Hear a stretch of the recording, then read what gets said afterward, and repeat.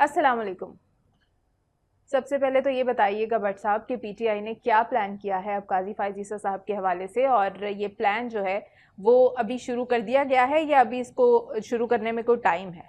बिस्मिल्लाहिर्रहमानिर्रहीम। असल में हुआ ये कि पीटीआई ने एक बड़ी मनसूबाबंदी की हुई है। मनसूबाबंदी ये है कि काजी फायज ईसा पे कहा ये गया पाकिस्तान गवर्नमेंट की तरफ से, पहले तो ये बड़े सख्त फैसले किए गए, ये भी अपने नाज़रीन को हम बताना चाहेंगे जी। कि एक तो जिन लोगों ने ये हमला किया है, एक तो फैमिली मियाँ बीवी ट्रेस हो गए हैं, उनका ताल्लुक लाहौर से है। मैं नाम उनका नहीं लूँगा, पर उनके पासपोर्ट जो हैं वो मनसूख किए जा रहे हैं। अच्छा। और दूसरा ये कि उनके रिलेटिव्स जो हैं उनके ख़िलाफ़ भी तादीबी कार्रवाई की जा सकती है।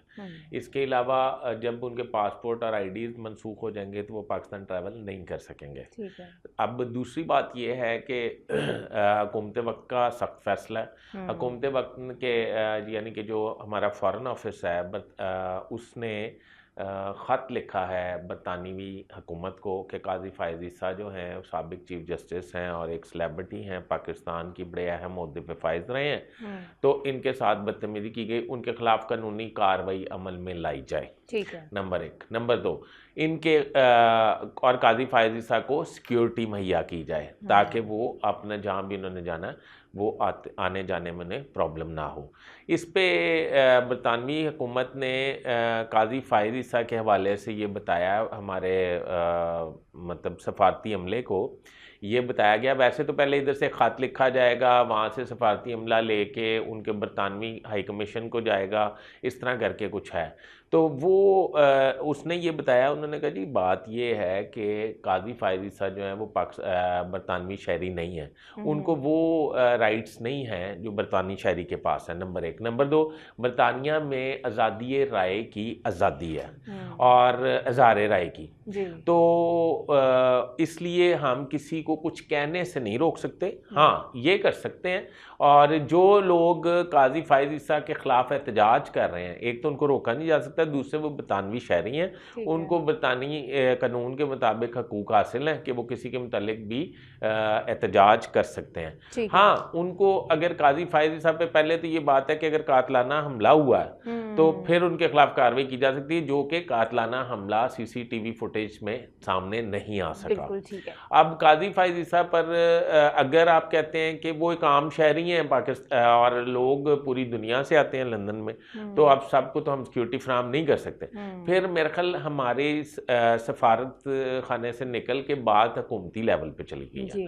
हुकूमती लेवल ने बात की है काजी बरतानिया के अपने हम मनसब से, उन्होंने कहा है कि आप हमें इन राइटिंग लिख के दें, रिक्वेस्ट करें, हम काजी फायज ईसा को पुलिस की एक कार जो है सिक्योरिटी पर ममूर कर देंगे, पर उसमें काजी फायज ईसा को अपना पूरा स्केड्यूल जो है वो हमें देना पड़ेगा, और उसमें भी अगर पीटीआई के लोग या कुछ लोग एहतजाज करते हैं काजी फायज ईसा के हवाले से, तो उन्हें वो पुलिस मना नहीं कर सकती या अरेस्ट नहीं कर सकती। अच्छा। तो इसलिए बेहतर यही है कि आप हाँ, किसी को हमलावर नहीं होने देंगे वो, और अगर आप ये समझें कि वो उस पर हुटिंग ना करें, अपना एहतजाज ना करें, तो वो हम नहीं रोक सकते।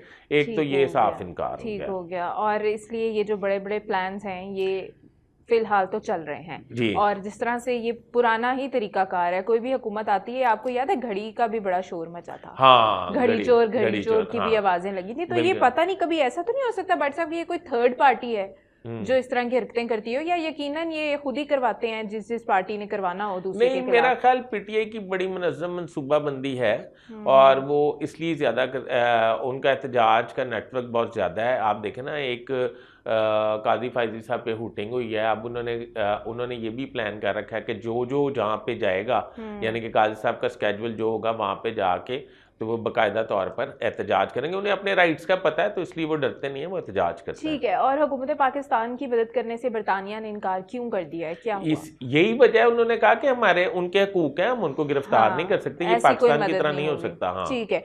और अब एक बड़ा इंकशाफ हम चाहेंगे कि आप इस ब्लॉग में करें कि आर्मी चीफ को जर्मनी के सफीर ने किसके खिलाफ खत लिखा है। ये बड़ी हैरत अंगेज बात है जी। बात ये है कि असल में तो मैं इसे फॉरेन ऑफिस की नाकामी कहूँगा। अच्छा। उसमें आपको पता है IPPs 5 IPPs के हाँ मायदे जी। मनसूख हुए हैं। इन्होंने कहा कि वो बामी रजामंदी से में उसमें एक अब्दुल रज़ाक दाऊद का भी था हाँ जो जी। बानी PTI के साथ मशीर भी रह चुके हैं और IPPs के एक मालिक हैं वो। ठीक है। उनकी कंपनी से मायदा था सिमंस कंपनी, जर्मनी की कंपनी है। अब सिमंस कंपनी के ने एहतजाज किया है जर्मनी की हुकूमत से कि ये हमारे कानून के मुताबिक या कानून या मायदे के मुताबिक खिलाफ वर्जी की गई और हमें फोर्सफुली ये मायदा कैंसिल करवाया गया, तो ये मायदा जो है वो वापस करा दें। अब हैरत अंगेज़ बात यह है कि जर्मनी के सफ़ीर को अगर कोई बात करनी थी तो पाकिस्तान के सफ़ीर से करता, सिफारती तौर पे करता, या बहुत ज़्यादा बात करनी थी फॉरेन ऑफिस से कर लेता, बहुत ही ज़्यादा करनी थी तो प्राइम मिनिस्टर से कर लेता। उसने किसी को भी इस काबिल नहीं समझा और उसने चुक खत लिख दिया आर्मी चीफ को कि ये हकूक़ की खिलाफ वर्जी हुई है और जर्मन कंपनी है हमारी बहुत बड़ी, तो उसको लॉस हुआ है तो उसका लॉस जो है वो पूरा किया जाए और उसका मायदा जो है वो बहाल किया जाए। जिस पे पाकिस्तान के फॉरेन ऑफिस ने काफ़ी शोर तो मचाया है, पर बात यह है कि उसकी सफारती तौर पे नाकामी तो सामने आई है कि अगर एक अब इन्होंने कहा है कि फॉरेन ऑफिस जो है वजारत खारजा खत लिखेगी जर्मनी में मुकीम जो सफ़ीर हैं पाकिस्तान के, उनको वो लेके उनके फॉरेन मिनिस्टर के पास जाएगी और उनके फॉरेन ऑफिस को वो ख़त देंगे कि आपने ये खिलाफ वर्जी किया और जर्मनी के सफ़ीर को कहा जाएगा कि आप इस पर माजरत करें और बैक फुट पे जाएं कि आपने आर्मी चीफ को ख़त क्यों लिखा। बल्कि उसमें ख़त में एक किस्म का इस तरह भी है कि मतलब एक हुक्माना सा ख़त है। अच्छा। मतलब मैं ज़रा थोड़ा मुतात अल्फाज इस्तेमाल करूँ, यानी कि हुक्माना ख़त है कि मतलब कि इसको बहाल किया जाए, रिक्वेस्ट नहीं है उसमें, ऑर्डरली कहा गया। जी ठीक है भट्ट साहब, बहुत शुक्रिया, आपने अपनी कीमती इन्फॉर्मेशन दी और अपनी व्यूअर्स से कहना चाहेंगे चैनल को सब्सक्राइब कर लें, वीडियो को लाइक शेयर और कमेंट कर दें। खुदा हाफिज़।